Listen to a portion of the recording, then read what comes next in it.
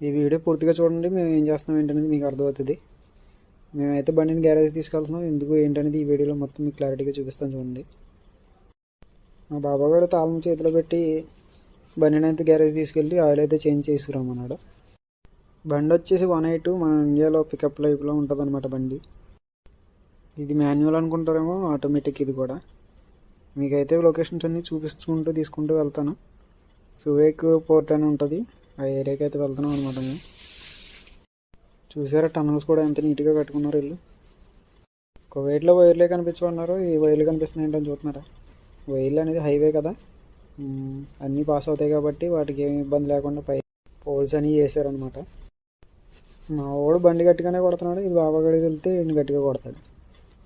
ఎవరికి ఎట్టగలిగితే ఎవరికైతే ఎన్ని షోరూమ్లు ఉన్నాయి చూడండి, అన్నీ ఇక్కడే ఉన్నాయి. మొత్తం అన్ని వెహికల్స్కి అన్ని షోరూమ్లు ఇక్కడే ఉన్నాయి అనమాట. సర్వీసింగ్ అయితే బ్యాక్ సైడ్ చేస్తారు, బ్యాక్ సైడ్ అయితే తీసుకుని వెళ్ళిపోతున్నారు వీడు. మేము వెళ్ళిన తర్వాత వెళ్ళగానే మనవాడికి పరిచయం ఉన్నట్టుంది, అందరూ బాగానే మాట్లాడుతున్నారు. బండి అయితే 180 అన్నాను కదా అని చెప్పి పికప్ టైప్ ఉంటుంది కాబట్టి దీనికి ఏసీ ఉండదు అనుకుంటున్నారేమో. ఏసీ తోటి మొత్తం ఆటోమేటిక్ ఒక వెహికల్ కార్ ఉన్నట్టే ఉంటుంది అనమాట.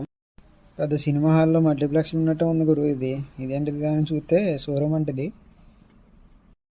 బళ్ళు షోరూమ్ అనుకుంటారేమో, అన్ని కార్ షోరూమ్లే. బళ్ళు అని రేర్గా కనిపిస్తాయి మీకు, వాటికి బండి అనేది కనిపించదు. మన ఇంటి దగ్గర ఇంటికో బండి ఎలా ఉంటుందో ఇక్కడ ఇంటికో కార్ ఎలా ఉంటుందో. ఈ వీడియో చూసే వాళ్ళకి ఇంకో విషయం చెప్తున్నాను వినండి.